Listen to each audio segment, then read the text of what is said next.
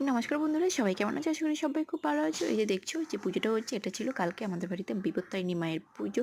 তো আমার এই যে কাকিমারা লুচি আর হচ্ছে পায়েস করছে, পায়েস কমপ্লিট হয়ে গেছে আর লুচি করছে। এটা হচ্ছে আমার ছোটো কাকিমা, লুচি বেলে দিচ্ছে। প্রতিবার আমাদের বাড়িতে মায়ের পুজো বড় করে মূর্তি তুলে হয়, পাড়ার সকল কাকিমারা আসে আমাদের বাড়িতে পুজো করতে। এবার যেহেতু আমাদের বাড়িঘর সব ভেঙে দিয়েছে, নতুন করে ঘরবাড়ি তৈরি হচ্ছে, সেই কারণে মায়ের পুজো ছবি দিয়েই হচ্ছে, ছোট করে শুধু বাড়ির সবাই মিলেই পুজোটা হচ্ছে।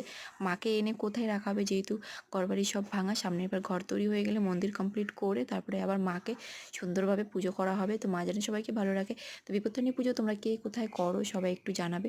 আমাদের বাড়িতে তো প্রতি বছরই হয়, আমার ছোটোবেলা থেকে আমি দেখে আসছি।